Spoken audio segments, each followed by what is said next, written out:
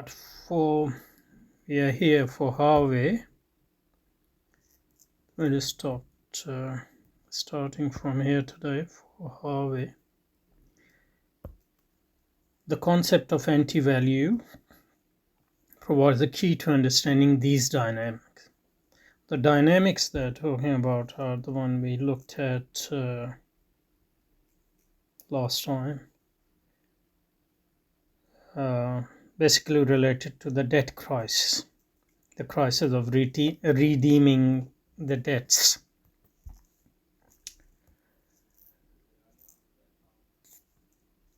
Through a close reading of Marx, Harvey argues that values always exist in relation to its negation, anti-value. What is the negation of value? Anti-value or non-value? I'm not sure. Because non-value is not the same thing as anti-value. Whenever the circulation of capital stalls, value is temporarily negated. So if commodities cannot be sold, for instance, value cannot be realized. And during a crisis, capital undergoes a general devaluation.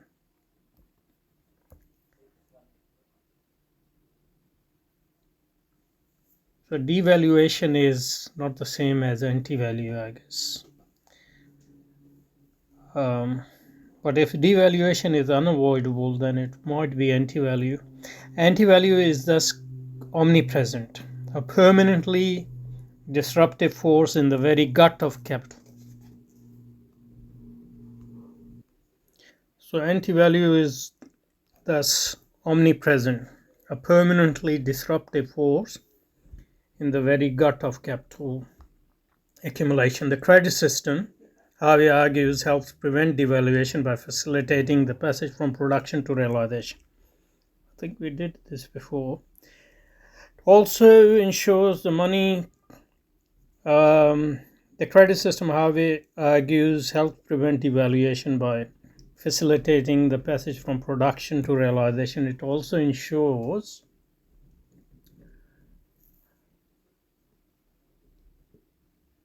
we did this, didn't we? Okay, let's read it.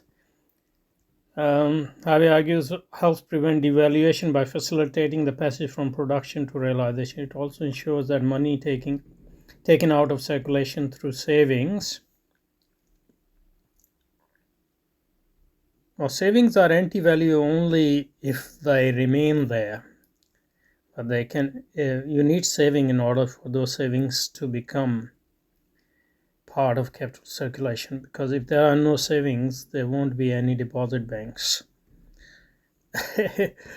And if there are no banks, there won't be any money, or because most of the money is created by banks through credit. Through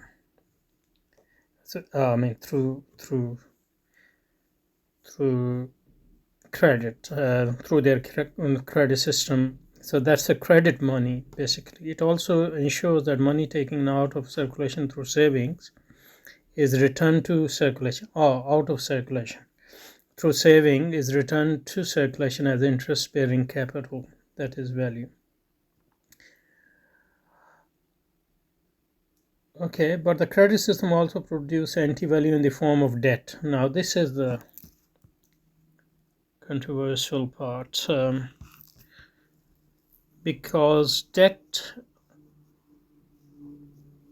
and I guess Harvey realizes that debt is what creates value. So how does debt create anti-value? Debt will create anti-value only if the system becomes unsustainable, and that's Harvey's argument, I guess.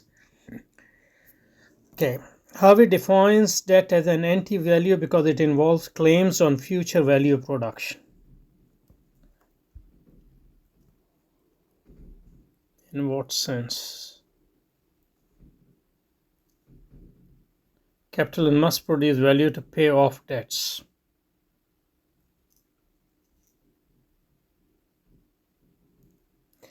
just as working people must labor to overcome their pay off debts, but they are producing value based on debts as well. So then that itself cannot be pure anti-value. At most, what you can say is part of it is anti-value. So the value is created. So value created must be or should be. How are debts anti-value unless the system collapses under there? Because the whole system is working based on debt. So I don't understand how it is anti-value. How it defines debt as anti-value. How can you define debt as anti-value unless you don't understand the centrality of debt in the creation of money itself? So it's not just let's go back and look at it a bit more in a bit more detail. So Harvey recognizes that the debt is needed for investment and producing things, for example.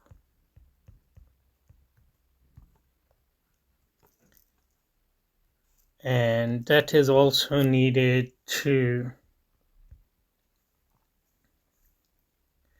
for consumption. So that is needed by investors as well as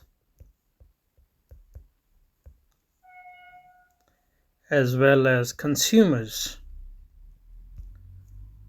So in that sense, and obviously you need investors and consumers in order to create value in capitalism. So in that sense, that is creating value. So it can't be anti-value.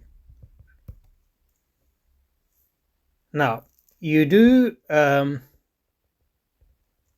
pay off some of the debt through your profits. So it is decreasing your profit, but you wouldn't have made those profits unless you had this debt. So paying off cannot be anti-value in itself. And every payment off is in the future. So I don't see how you can define that as anti-value, even at this level, at the level at which Harvey has already recognized the value of debt for the system. Okay. So at this level, even at this level, where Harvey recognizes the value of debt for capitalism, I don't see how he can define debt as anti-value by his own laws, so to speak. Okay, but if we go more above that, we should also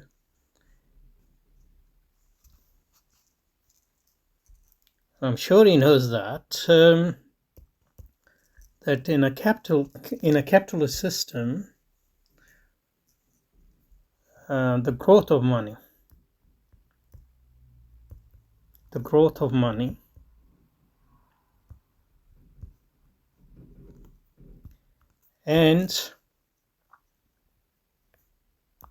the growth of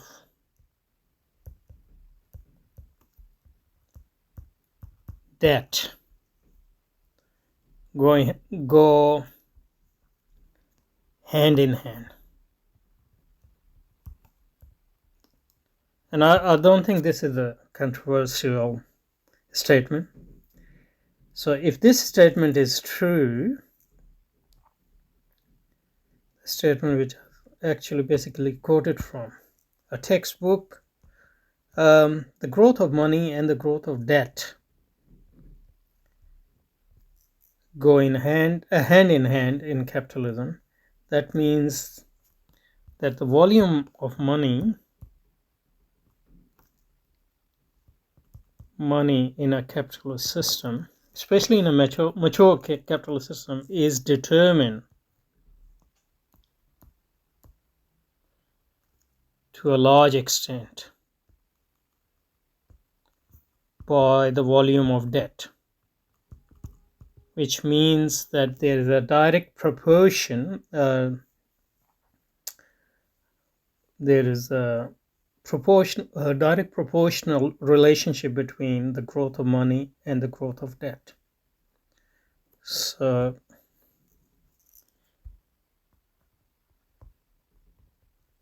growth of debt is directly proportional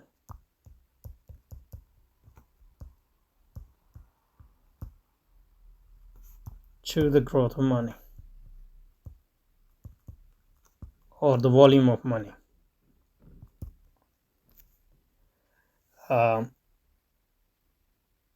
That's why, and if this is true, this is the second. If this is true, then it means that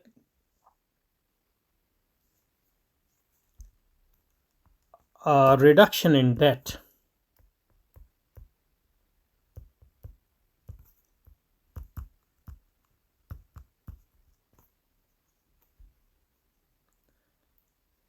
is invariably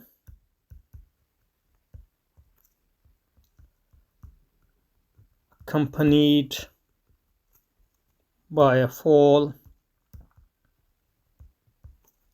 in the stock of money.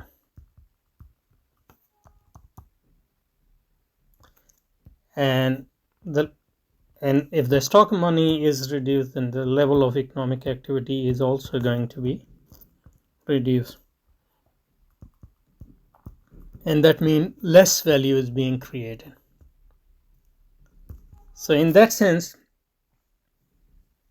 reduction in the creation of debt is actually directly proportional to reduction in the creation of value, which means creation of debt is actually value enhancing process in a capitalism, and reduction of debt is actually anti-value in that sense. So now the only way you can define, as I already said, debt as anti-value, if the system based on it becomes unsustainable, because there's too many unredeemed or unredeemable debts, and structurally the system cannot cope with it, then obviously the whole system will collapse, and there is no value creation, or very little, and all. If you have to restart, there's a lot of devaluation or reduction in value. So I think that's what he means when he is defining debt as anti-value. Otherwise, on the face of it, debt in itself cannot be defined as anti-value. In fact, you should define debt as value, really, in capitalism.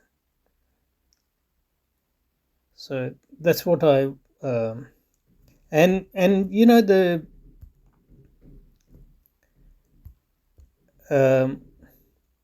money which is created as debt, money which is created as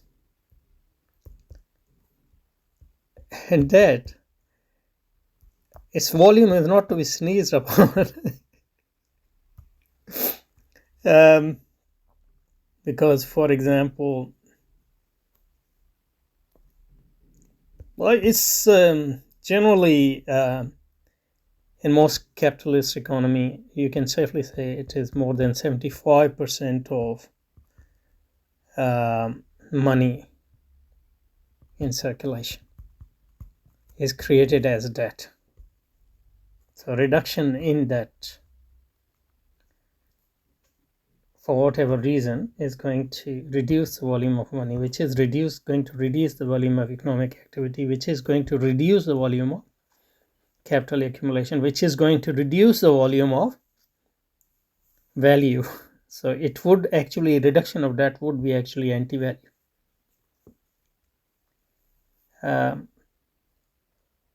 So unless you define, debt as value, if it results in, it becomes unsustainable, then you can do, yes, so you can do that. But apart from that, debt is actually not anti-value, it's actually value. Okay, let's go back. I guess you can say that he's saying that, but the credit system also produces anti-value in the form of debt. But that's the only unsustainable debt structurally. And devaluation itself cannot be an, recharging of the system itself cannot be described as anti-value as such, because if that is part of the, general structure of the system, then it's part and parcel of the creation of value. Anyway, but the credit system also produces anti-value in the form of debt. Harvey defines debt as anti-value because it involves claim on future value production. All debt involves claims on future value production, but without that you can't have any value production, so you can't define that as anti-value. So that seems wrong, even after giving all the concession to Harvey. Okay, capitalists must produce value to pay off debts. Okay, you must produce value to pay off cost as well. So in that sense, you can define cost as anti-value too. So wages are anti-value too.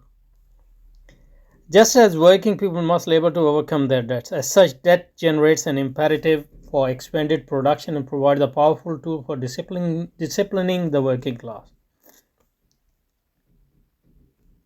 Well,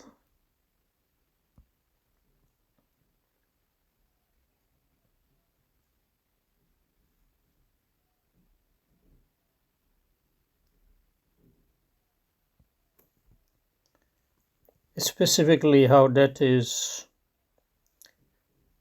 a powerful tool for disciplining working class is not clear at this point. Obviously, working class is disciplined. All classes are disciplined in capitalism.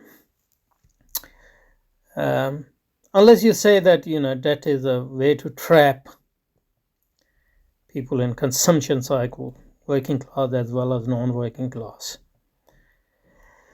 Yet the capitalist system contains a dangerous tendency toward the spiraling expansion of debt. Well, it's already like,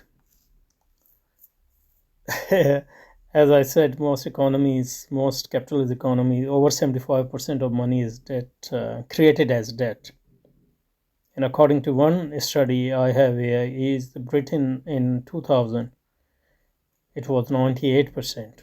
I don't know whether it's totally accurate, but even if it is not accurate and it's just 75%, even 75% is a huge number.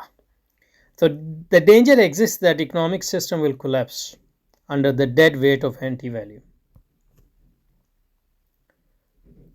You can say a dead weight of value as well, or living weight of value. So he concludes, when debt becomes so huge that there is no possible future value production to redeem it, then debt peonage, debt slavery rules. We celebrate Athens of the past as the cradle of democracy. The Athens today is the epitome of undemocratic debt peonage. I don't know, this is just a lot of garbage, but undemocratic. So it depends on what you mean by undemocratic. And that is a form of slavery, but then value creation is a form of slavery too. Yeah, so what really comes through this passage or these passages is that Harvey doesn't seem to realize the full extent of the reliance of a capitalist economy on debt, especially the capitalist money. And secondly, that's why he, and secondly, a structural imbalance or the prospect of a structural collapse, unless it materializes, his argument doesn't have any other. Obviously, if it collapses, then the system collapses. Yeah. So then his argument has power. But just saying that is anti-value, that's not understanding the system as such. Or maybe we are not understanding Harvey, which is entirely possible. Okay, let's stop here and we'll continue with this.